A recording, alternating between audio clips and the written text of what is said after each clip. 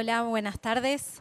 Bienvenidos al Cineclub que organiza la Escuela de Filosofía y Psicología Aztlán, cuyo director es el profesor León Azulay, que está aquí junto a nosotros hoy. Esta actividad la hacemos todos los viernes en este horario y hoy la película que vamos a proyectar es Los Duelistas, una película del director Ridley Scott de 1977. Esperamos que la disfruten y después de la película, como hacemos habitualmente, hacemos un comentario y una charla para poder extraer algunas reflexiones. Gracias.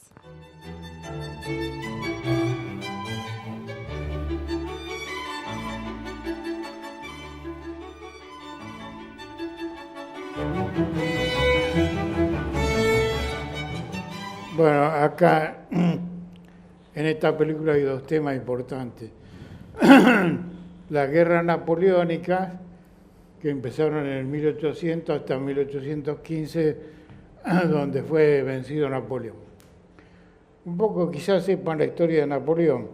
Napoleón fue un general francés durante la Revolución Francesa, que finalmente terminó con la Revolución Francesa, que era la época del terror, se declaró emperador y hizo una guerra contra toda Europa, ¿no? Para formar un nuevo imperio romano, cosa que nadie sabe porque la historia de Napoleón está deformada como todas las historias. Finalmente Napoleón es vencido en 1914, es internado en la isla de Elba, de ahí huye porque los generales que estaban todavía al servicio de él lo consiguen que él se escape y durante unos 3 meses sigue combatiendo contra el Imperio Británico y el Imperio Ruso y finalmente en Waterloo es vencido nuevamente, lo mandan a la isla de Santa Elena donde ahí es envenenado y muere, ¿no? En 1815. Esa es la historia de la guerra napoleónica, que tiene mucho que cortar y habría mucho que decir, porque la historia oficial que cuentan sobre Napoleón, tanto en Europa como en América, no es cierta la que dice. Pero eso es aparte. El tema de la película es otro tema, es el tema de los duelistas. Entonces, hoy voy a explicar cómo es el tema, porque esto es desconocido para todo el mundo. Esto está basado en un relato de Joseph Conrad. Voy a contar quién fue Joseph Conrad. Era un escritor británico que era miembro de una orden esotérica en Inglaterra que se llamaba la Golden Dawn, o del Amanecer Dorado, creada a fin del siglo XIX, donde muchos de los intelectuales ingleses eran miembros de esa orden, la Golden Dawn. En esa época, fin del siglo XIX, había llegado la Sociedad Teosófica a Inglaterra con el hinduismo y también el esoterismo occidental había renacido mediante la orden rosicruciana de la Golden Dawn, de la cual eran miembros Joseph Conrad, Thomas Eliot, otro escritor también. Muchos de los grandes escritores de esa época fueron miembros de esa logia. Entonces, Conrad, como otros escritores, escribía relatos medio esotéricos, novelas medio esotéricas. El relato oficial es que él copió de un artículo una novela de la Revolución Francesa, pero no es así. El tema es el eterno retorno que se plantea ahí en la película de estos dos personajes. Joseph Conrad escribió esa novela que se llamó Los Duelistas, que después fue adaptada al cine en una forma más romántica, poniendo la Revolución, las guerras napoleónicas y todo, pero el tema central era el eterno retorno del duelo entre estos dos personajes. También hay otro libro de Joseph Conrad, que es El corazón de las tinieblas. El corazón de las tinieblas, con la cual se hizo otra película, que fue Apocalipsis Now, de Coppola, basado en el libro de Conrad, que también es bastante esotérico, porque la película Apocalipsis Now aparentemente era de guerra de Vietnam, pero esa es la apariencia, en realidad tiene otro sentido muy diferente que alguna vez cuando la demos la vamos a explicar. También un filósofo francés, Céline, que es poco conocido también en el mundo oficial, Ferdinand Céline, un gran filósofo francés, también se inspiró en el libro de Conrad, El corazón de las tinieblas, para escribir una novela que se llamaba Viaje al fin de la noche, también muy interesante. El tema que se plantea ahí es el eterno retorno, la reencarnación. Es decir, estos dos personajes ya venían siendo enemigos en vidas anteriores. Y en esta otra vez se encuentran y tienen que solucionar ese karma. Por lo tanto, uno de ellos, que era el más inteligente, que era el que lo venció finalmente, no sabía cómo hacer a través de todos los 15 años de eternos duelos, que se cuentan que hubo más de 30 duelos entre ellos.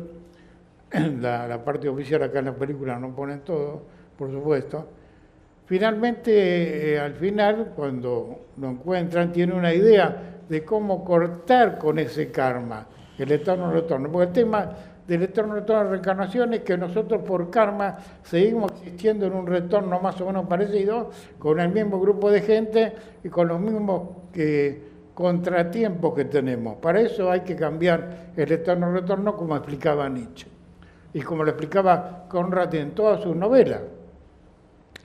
Finalmente halla la solución cuando en el último combate lo vence al otro y en vez de dispararle, lo obliga a retirarse y ahí termina con el eterno retorno. Porque si lo mataba, otra vez en la otra vida siguiente iban a seguir peleando otra vez entre los dos. En cambio ahí, al cambiar el eterno retorno, en la próxima ya no se iban a encontrar más e iban a cambiar. Ese es el tema muy esotérico de la película, que no es simplemente dos tipos que se tienen bronca y se pelean continuamente, o que simplemente está la Revolución Francesa y también la Guerra Napoleónica. Y hay varios personajes interesantes de ahí que la gente que no estudia historia no sabe, que es Fouché. Fouché fue el ministro de Policía de la Revolución Francesa. Sobrevivió a la Revolución Francesa. Y después fue ministro del Interior de Napoleón. Y fue el ideólogo de Napoleón. Y después que lo mataron a Napoleón, fue ministro del rey Luis XVIII, que ahí aparece al final de la película, cuando le encargan meter preso a todos los generales napoleónicos, que en realidad fue un tipo muy oculto, pero fue uno de los importantes personajes de la historia de esa época que fue Fouché. Así que el tema de la película es el cambio del eterno retorno que tienen que hacer estos dos personajes con respecto a ese karma.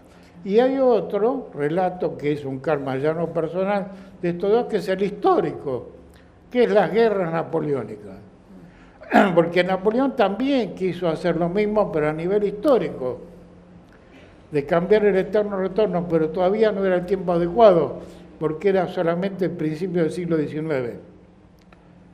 Y el cambio de era venía recién en el siglo XX. Así que no salió bien, o fue un indicio, bueno, una señal para ver lo que hicieron, porque resulta que a Napoleón en realidad lo venció en un general, el general Invierno, en la campaña contra Rusia. Si no hubiera cambiado el mundo, hubiera sido otra cosa el mundo, si no hubiera perdido esa gran batalla contra Rusia por el invierno. Un siglo después, en el siglo XX, a otro ejército también lo venció el general Invierno. Bueno, más o menos Es así. Una pregunta, León. El micrófono. Micrófono. Porque se ve que este general, que era más inteligente, que dice usted, tenía ciertas virtudes caballerescas. Sí. ¿Puede ser que esas virtudes lo hayan ayudado a romper con el eterno retorno, a no dispararle al final? Bueno, evidentemente que sí, porque por supuesto que el autor que hace las películas no pone todos esos datos, sino tenían conocimiento de ese tema. Por ejemplo, hay una parte, en la primera parte de la película, donde el médico que lo atiende a él se dice que había una tarotista que le decía que ellos venían ya de varias vidas anteriores peleándose a muerte y eran enemigos, que es 2 minutos, sí, que es la clave de la película, ¿no? Pero que el autor de la película quería poner otra cosa con la película, ¿no es cierto? ¿Cómo es el proceso o qué importancia tiene el hecho de la toma de conciencia que va haciendo él, ¿no? Desde el inicio hasta bueno, el sí, final. Va tomando conciencia de eso porque evidentemente en esa época, principio del siglo XIX, había conocimientos esotéricos en Europa donde la clase alta, los militares y todo eso, incluido Napoleón, tenían conocimientos especiales. Tal es así que Napoleón hace la campaña a Egipto para rescatar la piedra de Rosetta con Champollion, que fue el que descifró los jeroglíficos de la historia de Egipto, que Napoleón sabía y es un conocimiento que trajo a Francia. Así que había un grupo de gente de la época que sabía conocimientos esotéricos. Por lo tanto, se ve que este general también sabía eso y decidió cortar con ese karma del eterno retorno y lo hizo muy bien. Normalmente, gente que tiene mayor evolución y que conoce este tema esotérico, es un tema esotérico, cambiar el eterno retorno, que es arduo de hacer porque hay que tener mucho conocimiento, gente del mundo esotérico lo hace continuamente para seguir la evolución, o gente del grupo histórico, como fue Napoleón, o otro personaje del siglo XX que también cambiaron el eterno retorno histórico, para que la historia prosiguiera de otro modo, ¿no? Vimos eso también cuando hemos visto películas de Renacimiento, caso de Giordano Bruno, Lutero, que también producen un cambio histórico importante. También. ¿Qué tiene que ver con esto? O sea, la historia no es lineal, pero para entender todo esto que yo estoy explicando, hay que tener conocimientos, ¿no? Conocimiento esotérico. Si no, uno no va a entender realmente el centro de la cuestión.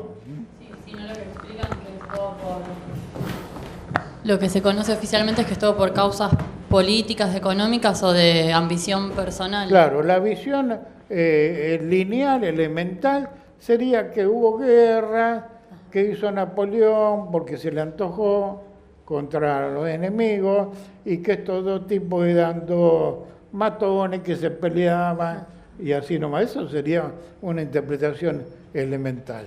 Pero no es así, es otra cosa muy diferente. También en el personaje que rompe con ese retorno que usted explicaba, también se veía que por momentos cuando se sentía como obligado por algo profundo a pelear, como que no entendía qué era lo que lo Obviamente llevaba a eso. que sabía bien, pero que en la película los guionistas no lo ponen, el tema. Y otra cosa que también pensaba que se veía es que necesitaron repetir eso muchas veces hasta que alguno de los dos pudo tomar conciencia y hacer un cambio, ¿no? O sea, que la repetición Por era supuesto, él ya tenía conciencia, el oficial Armand se llamaba, ¿no? Dubert, sí. Tenía mayor conciencia que el otro, que no sabía nada de eso, porque inconscientemente el otro se guiaba por lo del eterno retorno, que sabía que el otro era un enemigo de él, pero no sabía muy bien por qué, pero este otro sí sabía ese conocimiento, así lo cuenta Joseph Conrad, pero que en la película no lo ponen, entonces la gente no va a entender por qué se peleaban continuamente, ¿no es cierto?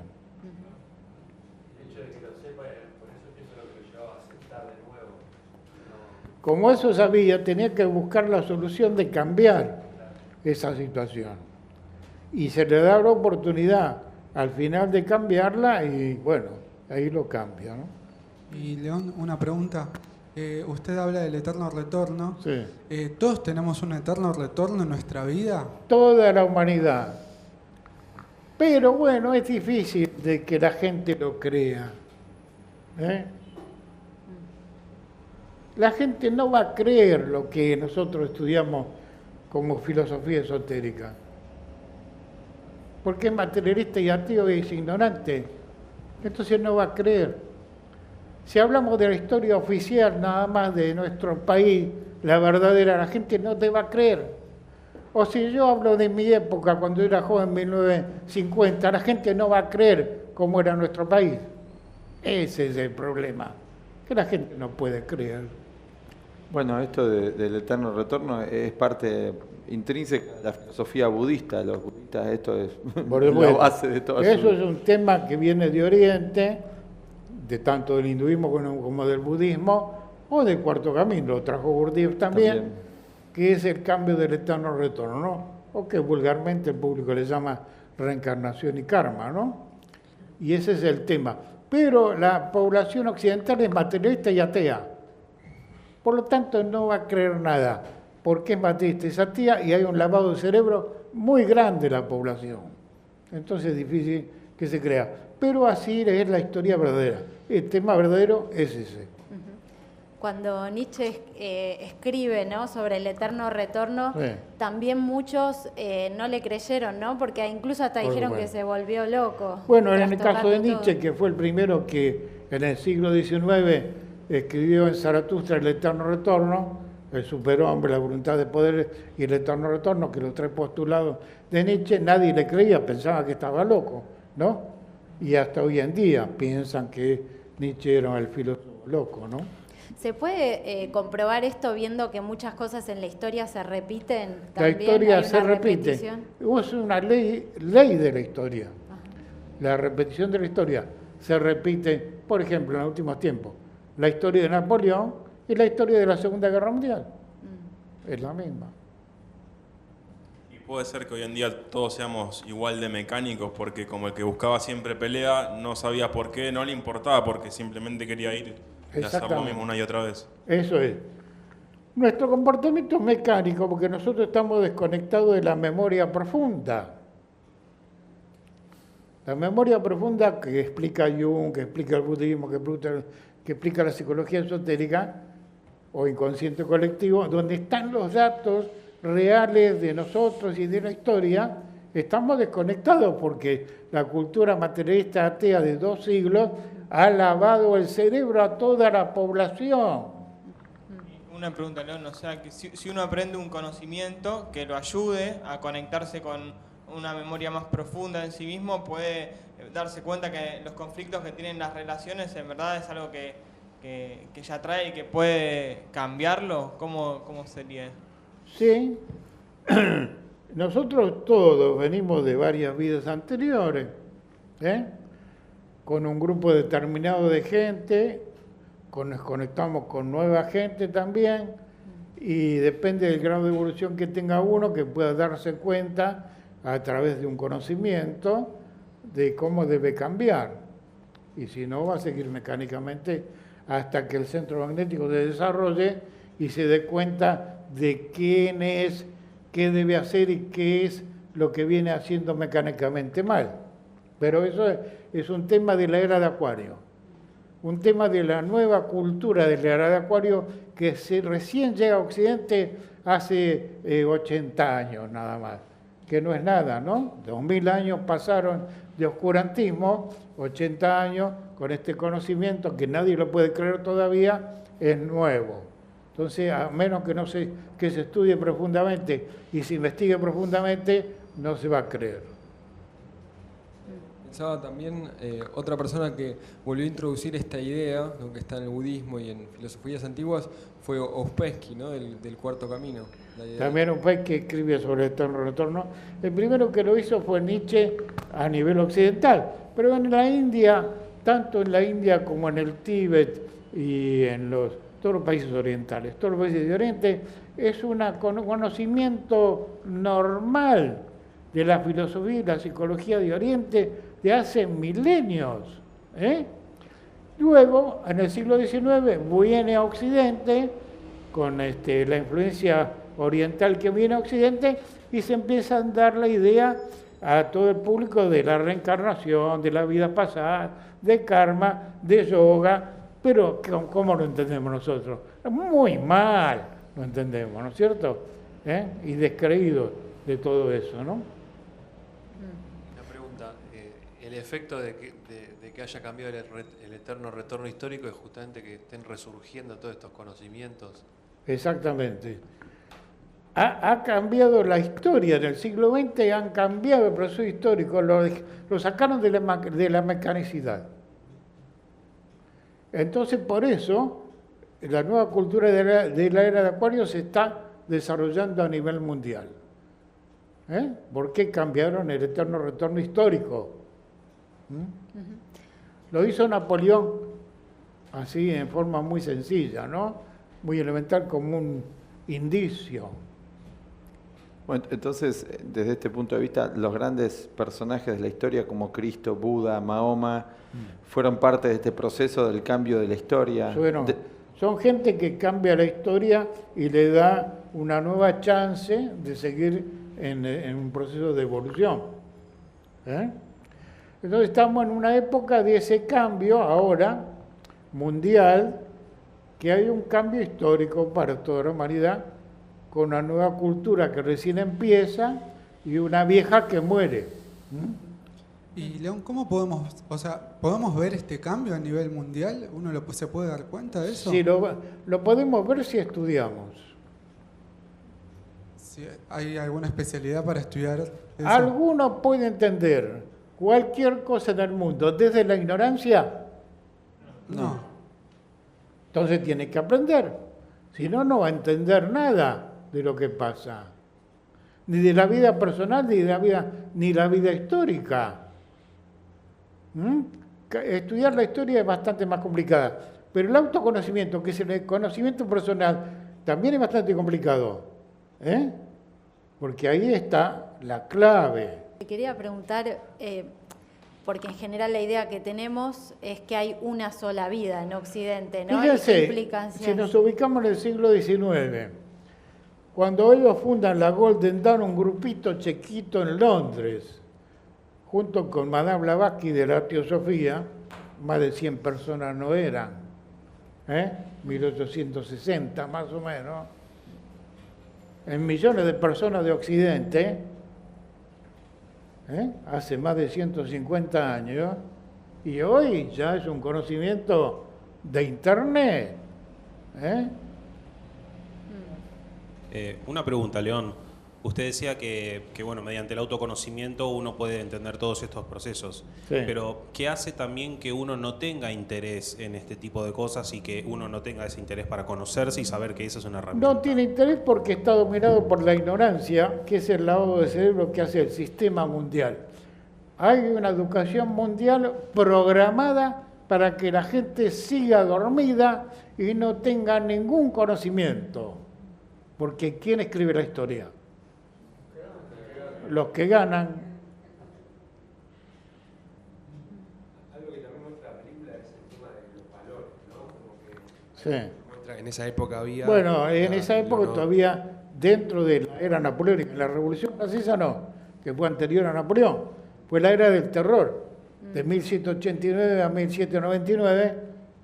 Todos los tipos que hicieron la Revolución Francesa, Marat, Robespierre, Danton, fueron a parar la guillotina. Y el doctor Guillotín, que inventó la guillotina, también fue a parar la guillotina. Y Lavoisier, que fue uno de los grandes científicos franceses que iba a comprar una farmacia, un medicamento para un ensayo, lo agarraron lo de gorro frigio y lo mandaron y le cortaron la cabeza. Entonces vino Napoleón y dijo, basta de este terror. Eliminó la Revolución Francesa y dijo, vamos a hacer de Europa otra cosa. Claro, tenía muchos enemigos, ¿no? Todos los imperios de Europa, los rusos, los ingleses y los del Imperio Austrohúngaro, todos estaban en contra y fue vencido. Sí, bueno, no era solo un militar, Napoleón, era no, mucho no era más que solo eso. un militar. Eso es lo que quieren hacer creer.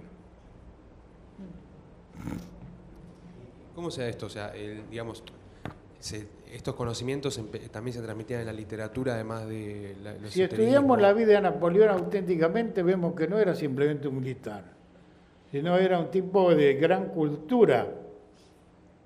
¿Por qué hace la campaña de Egipto que no había ningún enemigo? Para buscar los secretos del antiguo Egipto. Y lleva a este gran arqueólogo Champollion para que descifre la piedra de Rosetta, que era la historia del antiguo Egipto. Además que crea el código napoleónico, el código de Manú de la India, que estaba en Francia. Napoleón saca las nuevas leyes del imperio napoleónico. Así que no era simplemente un general. Esto que usted explicaba al principio. Que el código napoleónico, que es el código civil, todavía se sigue usando en Occidente. Esto que usted explicaba al principio, que quiso retomar el Imperio Romano, tampoco se sabe que fue el Imperio Romano en sentido auténtico. Menos aún. Lo que quiso es terminar con la locura de esas sociedades que estaban inventando y volver a crear un Imperio Romano moderno, no como el antiguo. ¿Y por qué es que hoy se tiene otra imagen de la figura de Napoleón y no se conoce todo esto? Y porque ¿quién te informa de eso? Colegio. Lo oficial. La ciencia oficial en manos de quién está. De los que tienen poder económico y militar. De los que ganaron. El que gana escribe la historia. Y si yo le gano la guerra al enemigo, ¿voy a hablar bien del enemigo? No, lo voy a demonizar. Como en la película mostraba eso, ¿no? Que claro. Lo demonizaba. Así es. Y hay personajes que hoy lo tenemos acá en la Argentina. Que es Fouché. ¿Qué le dice al general Armand? Yo soy un sobreviviente de varias etapas de esta historia, porque fue ministro de la Revolución Francesa, de Napoleón y del rey. O sea, estuvo en todos los partidos. Y ahora acá los tenemos acá en Buenos Aires, ¿o no? Sí. Sí. Ven que hay muchas cosas ciertas. Él tendría que estar en esa lista también. Tendría que estar en esa lista, pero como era ministro, el tipo se salvó. Una pregunta, ¿qué es el honor? Porque ahí habla mucho sobre el honor. Bueno, los códigos de honor que vienen desde la antigüedad, que las órdenes de caballería, ya existían en la antigua Esparta, en Grecia, con Leónidas en las Termópilas. ¿Quiénes eran los que lucharon en las Termópilas? Los espartanos contra los persas.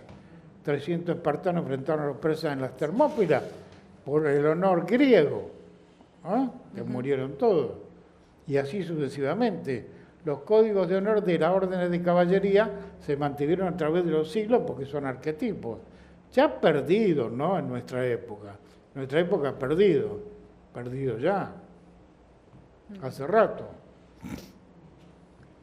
¿Qué consecuencias tiene en nuestra psicología tener una idea de la vida, como que hay una sola vida, la idea que da el materialismo y no hay nada más, o una idea del eterno retorno o de la reencarnación? Bueno, eso es una pregunta interesante para el público.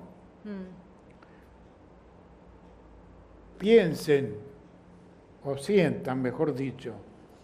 Tenemos una sola vida y vamos al cementerio, ¿nos gusta? Digan. ¿No les gusta? Entonces investiguen la otra idea. En general no pensamos en eso. Sí, el miedo a la muerte es ese en Occidente, una sola vida y después no existimos más. Imagínense pensar, no existo más. ¿A quién le gusta? Quiere decir que si no nos gusta, hay una reacción psicológica de nuestro estado psicológico, que hay algo más. Sí. Bueno, estamos muy volcados hacia afuera. Vean mucho los videos de Krishnamurti.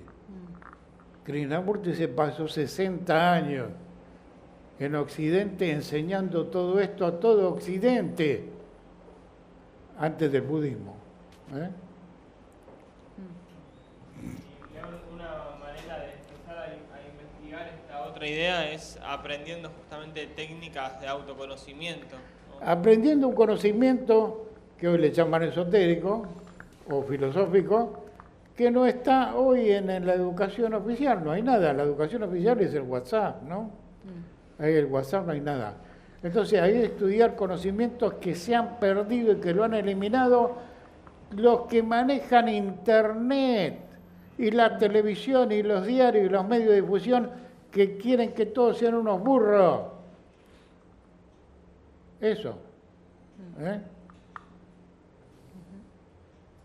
Y una pregunta, también puede ser que a su vez que hay más caos, pero también hay más conocimiento disponible. Hay ayuda, por ejemplo, el caso de esta película de este director, y muchos otros directores, como Bergman, por ejemplo, que dio conocimiento con su película, Tarkovsky, que dio grandes conocimientos con su película, Stanley Kubrick, que le costó la vida, ¿no? La última película.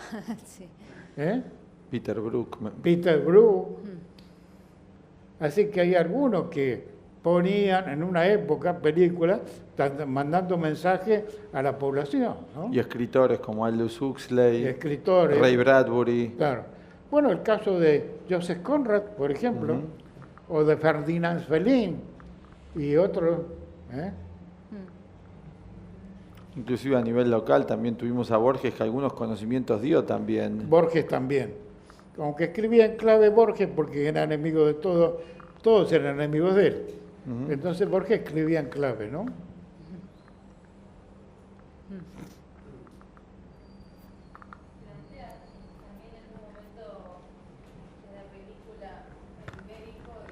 También estaban en distintos niveles, ¿no?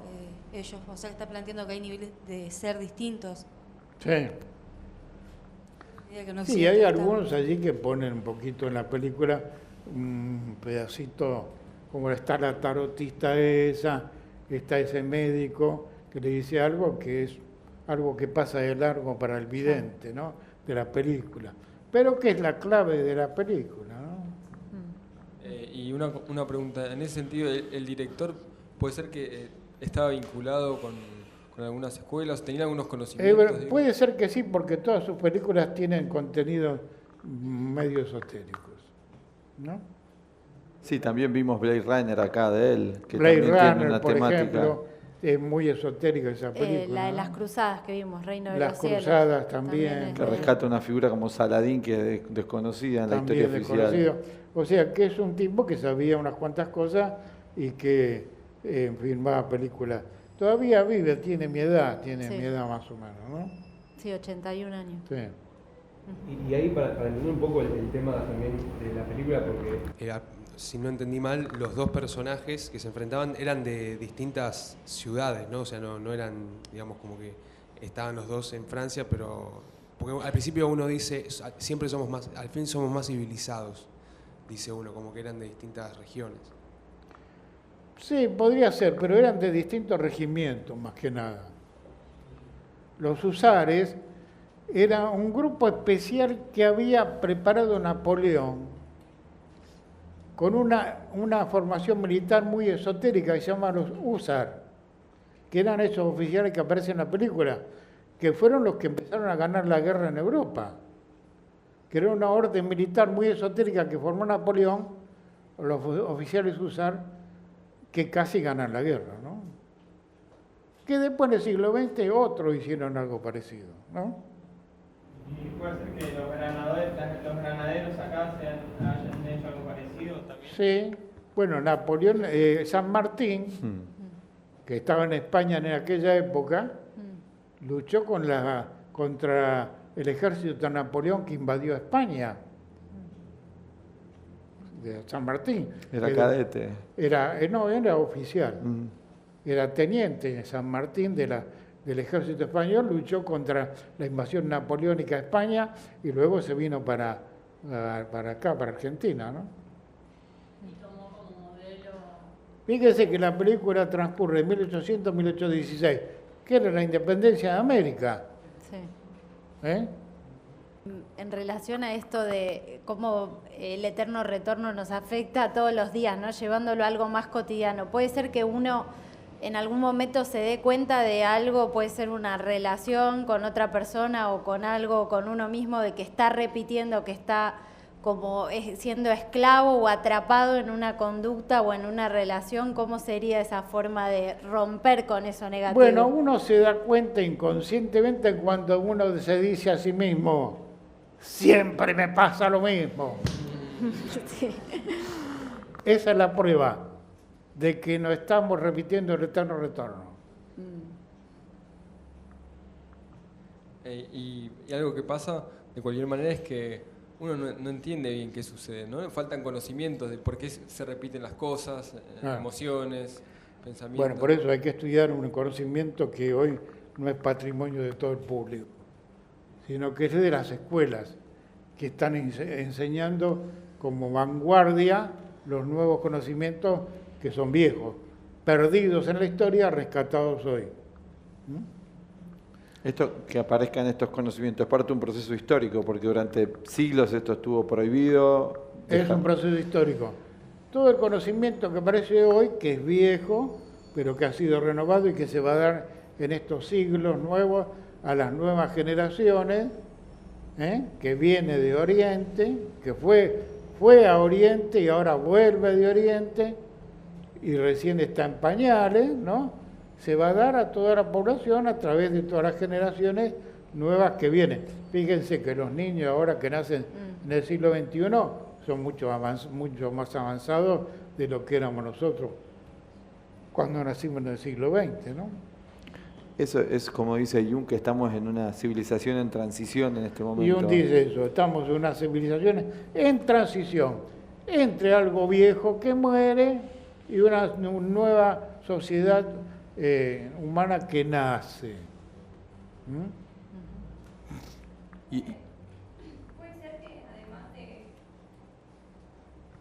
Puede ser que además de lo que comentaban de que no nos volcamos al autoconocimiento por el lado del cerebro, que una vez que capaz que llegamos al conocimiento pero después no lo recibimos por la pereza, que es un tema que también se toca en la película. Sí. Sí, por supuesto, es difícil seguir todo un trabajo de autoconocimiento hasta el final, porque lleva muchos años.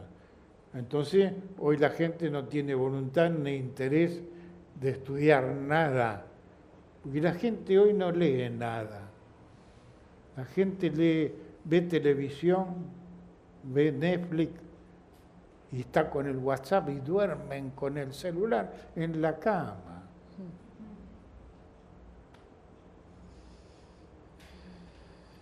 Hay que librarse de esos problemas y si uno se libra de esos problemas y empieza a buscar respuesta al sentido de la vida, seriamente, ¿no? Y ahí empieza ya dando un paso positivo. Claro. De evolución. Hay un momento cerca del final en la película cuando lo vienen a buscar a este Hubert para de nuevo volver a la guerra y él dice, me pertenezco a mí mismo. Claro. ¿No? Y me pareció como, o sea, ¿qué representa eso? Como hay una libertad psicológica en él en ese momento donde él Por supuesto, ha tomado porque él conciencia. logró cambiar el eterno retorno ese que lo perseguía de varias vidas con ese tipo que era el enemigo de él. Y el otro también, aunque tenía menos conocimiento, acepta el código de honor ese tipo ya se considera muerto, no podía atacarlo más a él, por lo tanto va a cambiar psicológicamente. Se queda aislado solo ahí en un pueblito que probablemente, como no nos muestra en la película, con los años, cuando llega viejo iba a cambiar y se iba a dar cuenta. Claro, siempre se terminaban encontrando. Sí. Bueno, ese es el eterno retorno. Siempre nos encontramos con el enemigo. Cuando dice, siempre me pasa lo mismo. Bueno, hasta acá hoy vamos a seguir con las películas que damos siempre. El viernes próximo. El viernes próximo. Gracias. Gracias.